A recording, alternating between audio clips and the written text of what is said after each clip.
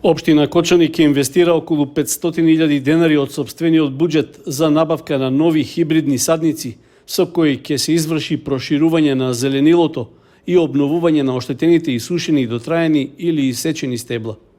Набавката е дел од преземените обврски за хортикултурно уредување во урбаното подрачје, а според спецификацијата се планира да се набават околу 400 садници. Тие ќе бидат од различни растителни видови, а најголем дел се од видот туја со подвидовите смарагд и ориенталис, чија старост треба да изнесува неколку години и да бидат со височина меѓу 60 и 150 сантиметри. Исто така ќе се набават и поголем број садници од видовите каталпа, липа, јавор, јапонска цреша, декоративно украсна слива и други. Дополнително со набавката се предвидува да се обезбедат и повеќе садници од видот кипарис како зимзелено растение. Дел од садниците ќе бидат наменети за уредување на просторот околу Центарот за култура Бели Мугри и паркот, но и на локации што веќе се уредени или пак чие уредување е во тек. Јавниот повик за пријавување на добавувачите трае до 30 јануари. Со фирмата што ќе биде избрана, општина Кочани ќе склучи договор според кој испораката на садниците ќе се врши етапно по претходна нарачка во текот на годината.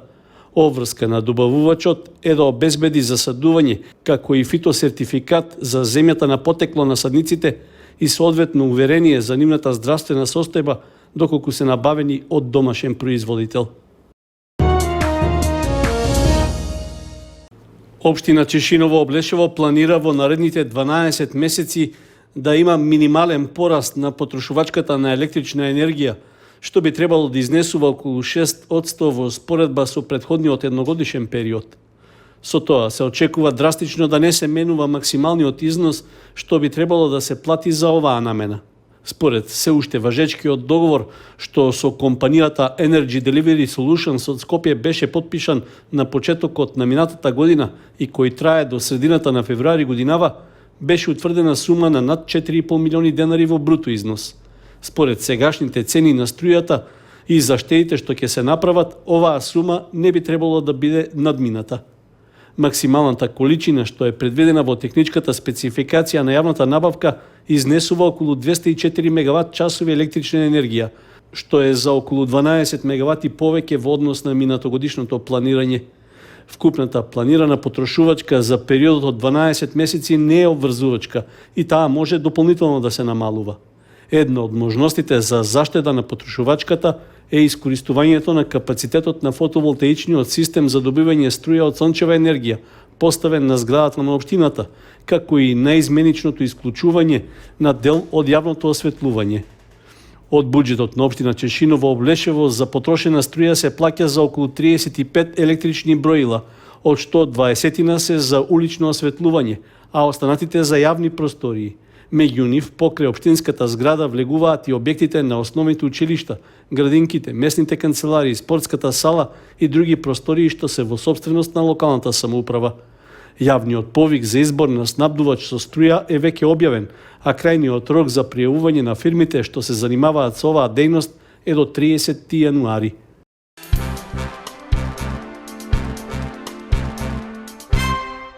Основното училиште Никола Карев од Кочани беше домаќин на традиционалната географска средба, што ја организираше Сдруженијето на професори по географија професор доктор Љубе Миленковски од Скопје. На средбата присуствуваа 50 на професори по географија од целата држава. При тоа се одржа воведно предавање и запознавање со карактеристиките на источниот регион.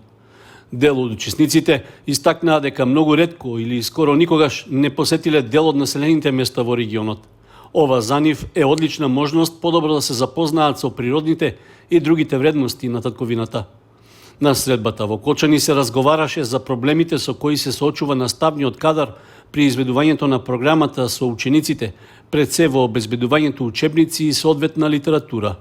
Исто така се разговараше и за проблемите околу обезбедувањето наставен кадар за воиднина, со оглед што има многу мал интерес меѓу младите да ги изучуваат природните науки, посебно за наставните насоки. Исто така беше речено дека дополнителен недостаток за учениците може да биде искратувањето на наставната програма по географија. Треба да се цени како национален предмет, а како што гледаме веќе во 6-то деление по новата програма ќе биде изземен како предмет географија што значи децата се помалку ќе осознаваат за својата татковина и за светот што ги окружува. И секако тоа ќе доведе до проблеми во наставниот кадар. Во рамки на средбата на професорите по географија од државата се одржа и мал квиз по знаење. Професорот Стефановски како домаќин на настанот за најдобрите обезбеди символични награди. Тековната учебна година за учениците од основното и средното образование ќе биде продолжена за неколку дена. Наместо до вообичаениот термин на 10 јуни, таа ќе трае до 14 јуни. Одлука за продолжувањето донесе Министерството за образование, а како причина е наведено одложувањето на почетокот на второто полугодие. Според ресорниот министер Јетон Шакири, продолжувањето на учебната година се прави заради подобро функционирање на училиштата. Иако беше најавено дека учениците по зимскиот распуст ќе се вратат во училишните клупи в среда на 18 јануари, сепак Министерството одлучи тоа да се пролонгира за понеделник 23 јануари. Во образложението беше нагласено дека ова се прави за да се заштеди на грејење, но и да се заштити здравјето на учениците, со оглед што во овој период има поголем број болни деца од грип и од останати сезонски вируси.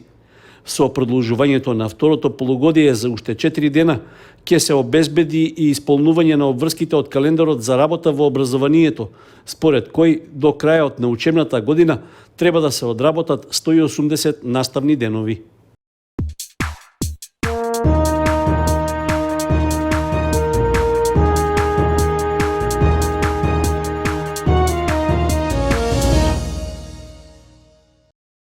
Ново признание за досегашните успеси во спортската кариера доби 15-годишниот каратист Филип Стојанов од Кочани.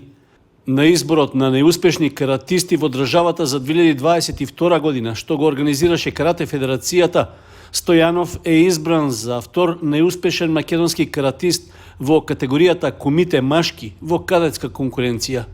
Со ова признание нашиот млад каратист ја заокружи успешната 2022 година. Во моментот тој интензивно тренира и се подготвува за престојното Европско првенство, што ќе се одржи од 1 до 6 февруари во Ларнака на Кипар.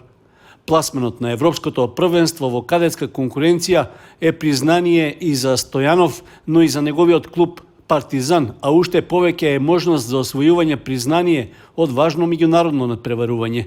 Стојанов претходно ги совлада сите своји противници на државното изборно првенство и го освои првото место, со што се стекна со право да ги брани боите на македонската репрезентација на Европското карате првенство.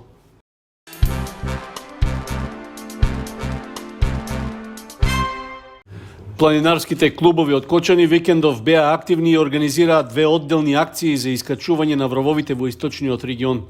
Планинарскиот спортски клуб Осогово организираше искачување на највисокиот врв на Влаина планина, врвот Кадиица, на 1932 метри надморска височина. Тој е најсеверниот огранок на масивот на Малишевските планини, а самиот срд се наоѓа на граничната линија помеѓу Македонија и Бугарија. Патеката долго околу 15 километри, која се смета за средно тешка, планинарите ја поминаа за околу 3,5 часа, при што на еден дел се соочија и со снежен слој кој го отежнуваше пешачењето. Маршот се реализираше низ борова и букова шума, а највисоката точка на патеката беше токму врвот Кадиица на планината Влаина, кој е втор по височина во источниот дел на Македонија. Планината се протега на самата граница и нуди прекрасен поглед кон македонските планини села, како и кон планините Рила и Пирин во Бугарија. Во рамки на одбележувањето на православната нова година и празникот Василица, активни беа и членовите на клубот за планинарски спортови Москито.